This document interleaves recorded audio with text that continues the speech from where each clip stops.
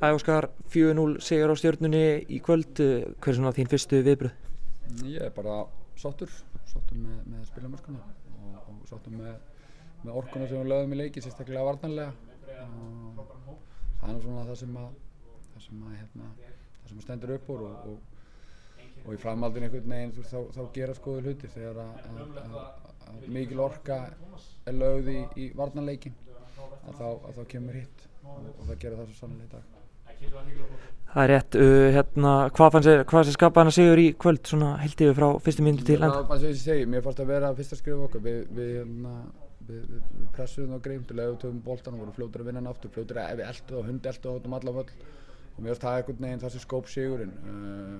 Spilamennska fram á við sóknarlega þegar við vorum með boltan kom svo bara, var svo einhvern veginn framhald af því hversu mikið menn lögðu á sig þegar þeir töpuðu boltan.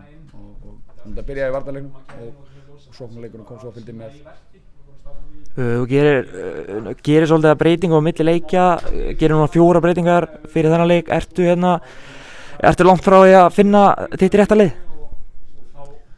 Já, rétta lið, ég veit ekki alveg hvað er þetta að segja, en ég meina, jú, þú veist, við erum svo sem höfum rótirað dálítið og hluta til það, við erum með stóran og breiðan hóp, við erum með marga leikmenn sem hafa unnið fyrir því að spila í þessari deild.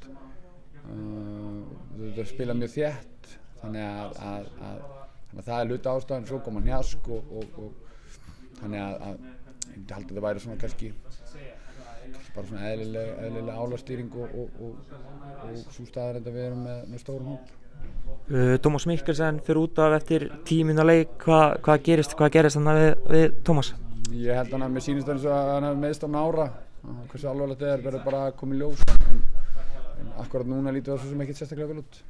Gísli Eyjólfsson var valinn í dag í landsliði, er það ekki bara gleðiefni fyrir ykkur Blika að hafa einn fulltrúa í landsliðinu fyrir komandi verkefni við náttúrulega leiki? Jú, það er auðvitað bara frábært, það er bara mikill heiður fyrir Gísla og félagið að eiga aðalstyrksmann, þetta er saman og Höskuldur Gunnlaugsson í fyrra, þannig að við gleðumst yfir því og frábært fyrir Gísla.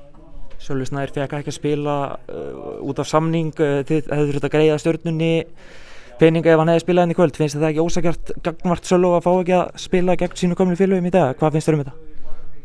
Það er í raun og veru bara ekki mitt að dæma það. Þetta er bara hluti af því samkomulagi sem var gert milli félaganna og ekkert annað í stöðun heldur en að virða það.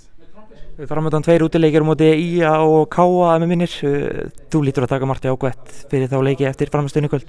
Já, ég geri það og ég tek það auðvitað bara sérstaklega að við þurfum að passa að við séum duglegir, við séum orkumiklir og séum kraftmiklir sérstaklega þegar við erum ekki með boltann og ef við erum það þá hefur við engar áhyggjur af framhaldinu.